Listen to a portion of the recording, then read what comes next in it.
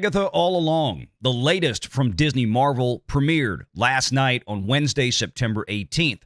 And there's a couple of questions that we have after watching the first two episodes. A lot of folks out there seem to. Number one, who was this made for? Who is the audience for this show?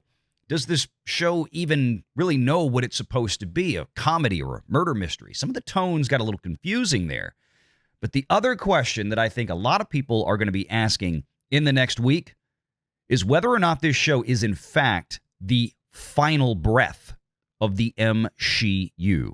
It's been described as the gayest Marvel project ever.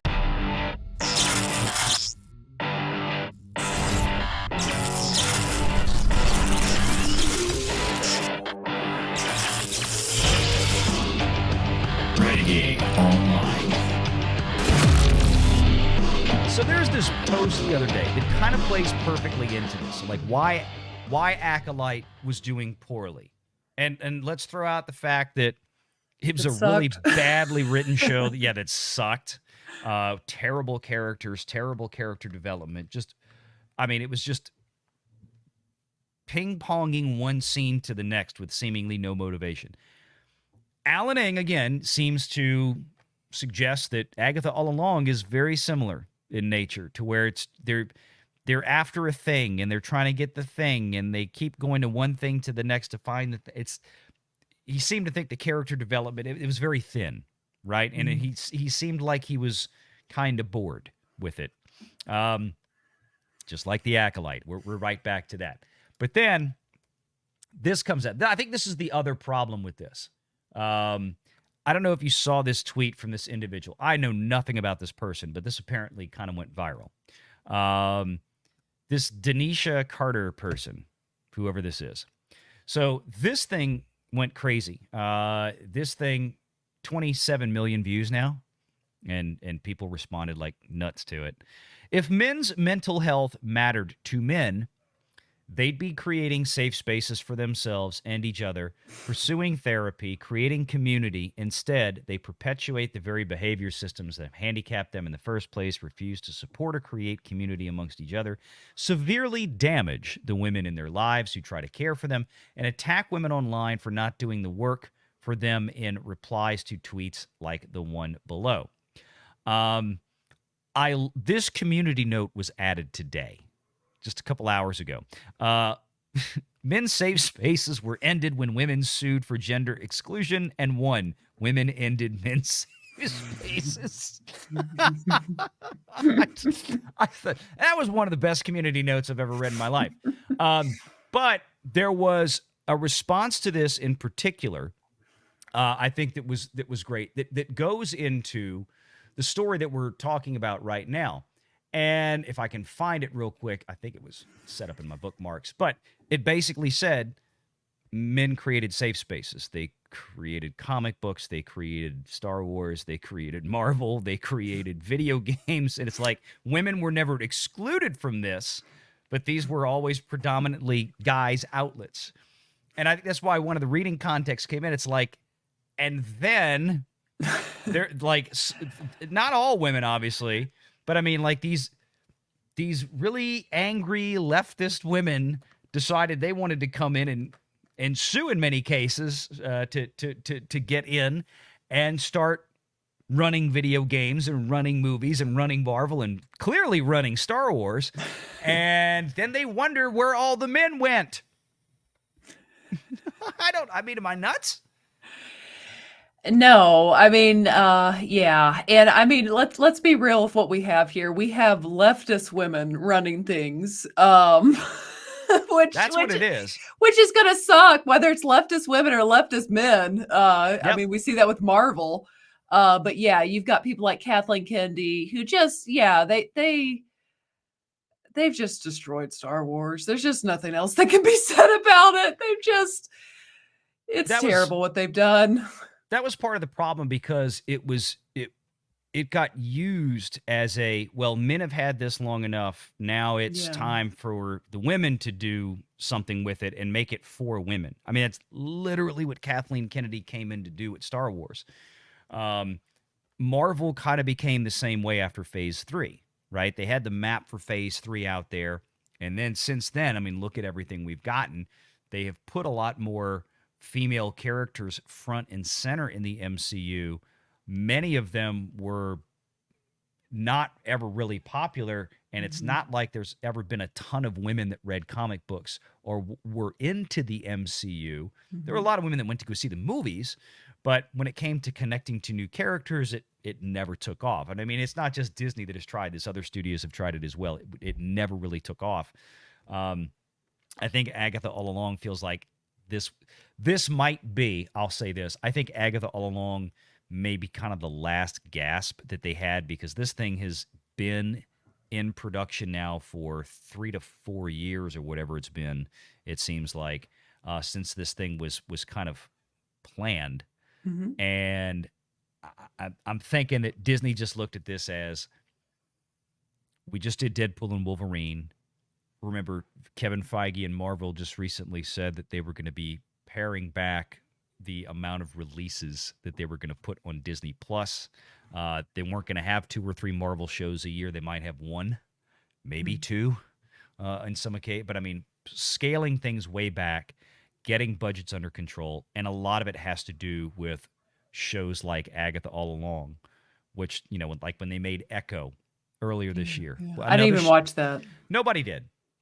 Nobody watched. It was awful. I tried watching. I gave it like 15 minutes. That was about all I could get through. I don't even think I could finish the first episode. It was so bad. Do you know to what they're saying about this? Like, what's so absurd about this is they've so tried to force like these horrible female characters, this horrible female driven stuff into Star Wars or Marvel. And, you know, I stand firm on the fact, okay, so I was a Star Wars fan my whole life. I never felt excluded from that club. Like, I always felt very welcomed into that club. Yeah. And I even remember George Lucas, I'm pretty sure the script he gave Disney had Luke training a female. Like, that was already in his play. Maybe I'm wrong on that. I feel that I read that.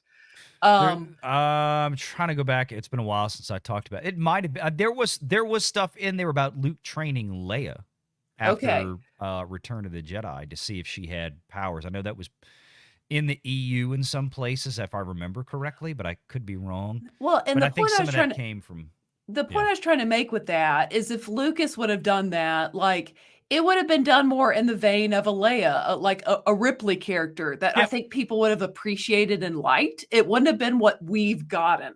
And what's so interesting too about what Hollywood has done, I mean, you cover numbers more than almost anyone on YouTube. It's like, not only have they pissed off the male fans, but women aren't interested in large numbers. Even the women like me aren't interested in crap like this. But let alone like a large number of women aren't into this. And then you look at, say, that Blake Lively movie that she just did. It's made over $200 million on a $25 million budget because you actually gave women what they want. And let me ask, because I didn't see it. I mean, it's not, obviously, that movie, when people say, like, this movie wasn't made for you, that movie wasn't made for me. Yeah. And that's fine, because it literally, just like, you know, Alien wasn't made for a 5-year-old. I mean, it's an extreme example, but you get my point, is that you have target audiences. Absolutely.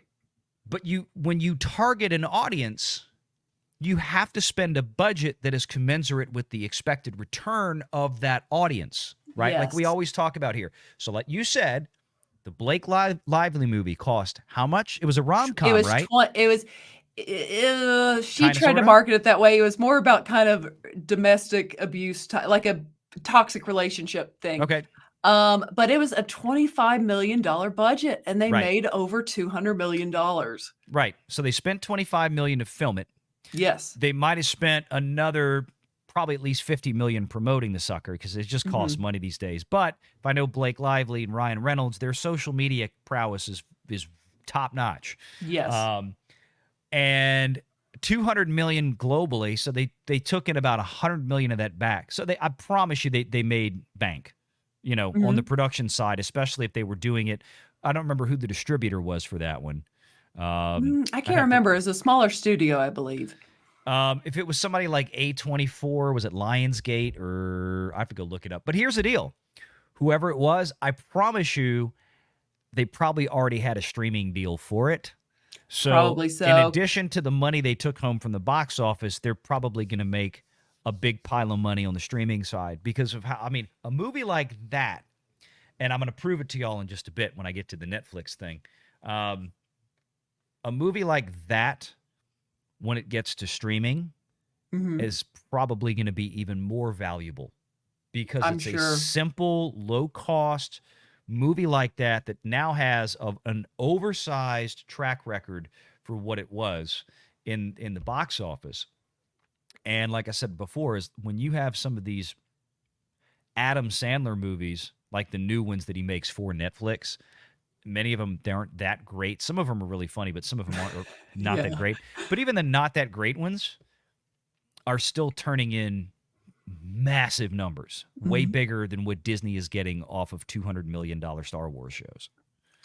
And that's the scary thing.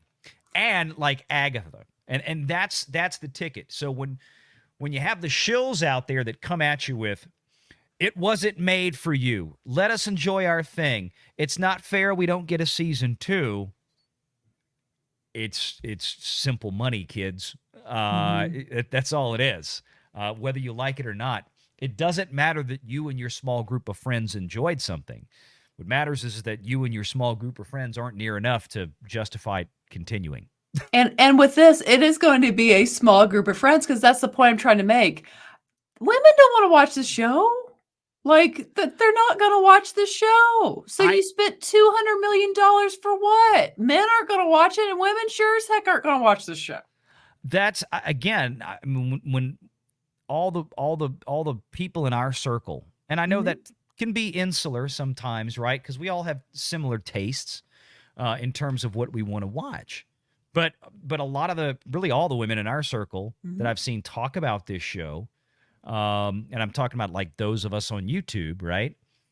None of them seem interested in this. And that actually is a big deal because it is the women in our circle that would be the women that would watch some of this stuff anyways.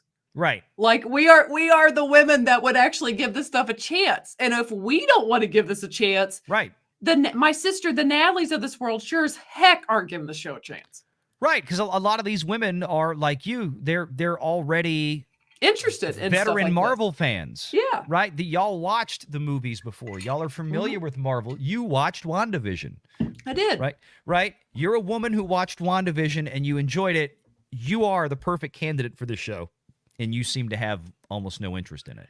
Man, no, that's not at problematic. all. Yeah. It's very problematic. And like you said, with a $200 million budget. I mean, I just looked up.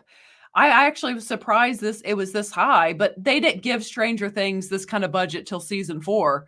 Yeah. Those episodes in season 4 were $30 million each, but I mean, they were an hour and 10 minutes long, and some an hour and a half.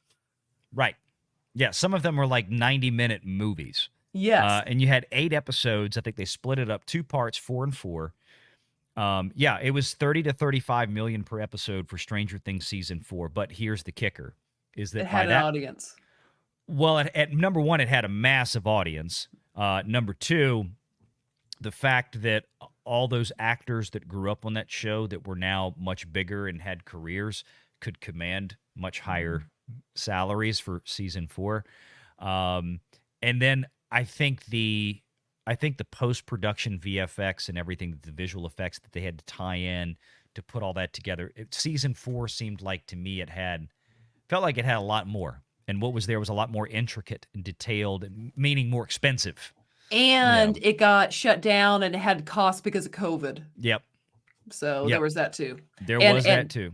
And Juliet pointed out that Blake Lively's movies made, let's see, she's got over 300 million worldwide, and it was produced by Sony. Sony. There you go. There's your answer. Sony loves to make movies like that. $25 million. Yeah, $25 million, and they already have a contract with Netflix. So Sony made a fortune on this. Ryan Reynolds and Blake Lively made a fortune on this. They're fine. And the female audience got to go see something they were interested in. Right. And that audience for that film honestly should be, in theory, the same kind of audience that would go watch a Kathryn Hahn TV show. Make sure you're subscribed to Valiant Renegade and join us every Sunday at 6 p.m. Eastern for the live show.